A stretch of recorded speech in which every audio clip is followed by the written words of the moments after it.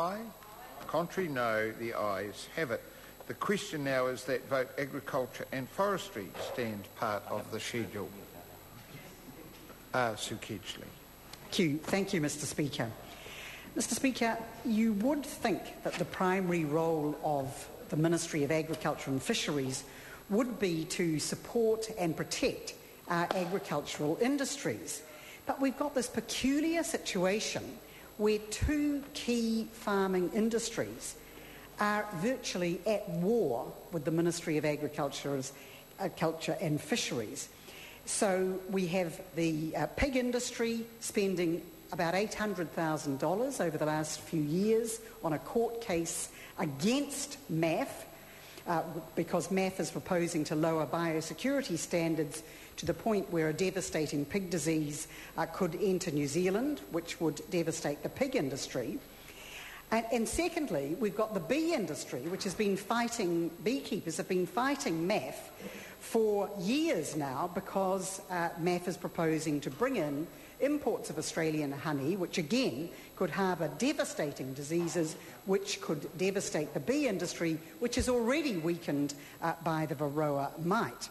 And if certain diseases, which we don't have here, but which they have in Australia and which were to come into New Zealand via honey, if they did enter New Zealand, we would then have to be treating our bees in New Zealand not just with miticides, with pesticides, but also with antibiotics. And so we're one of the only countries which isn't having to give and treat bees with antibiotics. It gives us a unique position in the world when we sell our honey exports, and we're prepared to put this at risk to bring in Australian honey when we're overflowing with honey.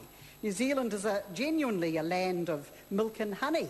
We're overflowing with milk, we're overflowing with honey, and yet our government, this government, and the Ministry of Agriculture is proposing to bring in honey from Australia, even if it could cause devastating consequences to our bee industry, and of course to the other one, to our pig industry. Now, I think the reason for this extraordinary situation where significant farming industries are at war with MAF and with the government on these issues is because I think there is a conflict of interest at the heart of MAF. On the one hand, we have these biosecurity staff running around trying to keep out pests and diseases, even though they've had about 80 staff slashed. But on the other hand, we've got these trade officials running around the world and in New Zealand, pushing their free trade agenda and saying we've got to open all of our borders to Australian honey and pig meat, and never mind if they might bring in devastating diseases. And unfortunately, the trade officials seem to be winning hands down. So I believe we've got to look seriously at separating out the biosecurity from MAF so that we don't have this conflict of interest at the heart of MAF. So that we so that the trade officials that are running around trying to open up our industries are completely separate from the people in biosecurity who are trying to protect these industries. Now, the other issue I'd like to just dwell on, briefly touch on, is the issue of antibiotic resistance in farm animals. Now, MAF undertook a one-year survey of antibiotic resistance in food-producing animals, and it concluded, it said, the results were pleasing, farmers were using antibiotics responsibly, no problems to human health. I mean, you just think, how fantastic. No problem at all.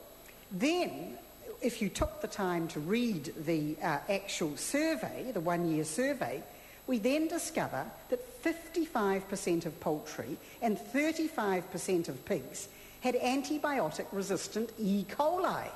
And then we discover that 48% of samples of calves contained E. coli bacteria that were resistant to 3 different types of antibiotics.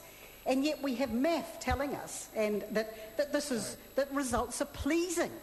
That the results are pleasing, even though we've got more than half of the samples of calves containing E. coli bacteria, even though these calves were not, they I mean, they couldn't possibly. They're so young, they couldn't have been fed antibiotics. So what is going on? And it's interesting that I have had a number of people contacting me in recent times concerned about the amount of antibiotics being fed, not just to the chicken and poultry industry, but to the dairy industry. Question is that vote agriculture and forestry stand part of the schedule. Those who have that opinion will say aye. Aye. Contrary, no. The ayes have it. Question is that vote biosecurity stand part of the schedule. Those of that opinion will say aye. Contrary, no. The ayes have it. Question is now that vote economic development stand part of the schedule. Honourable David Parker.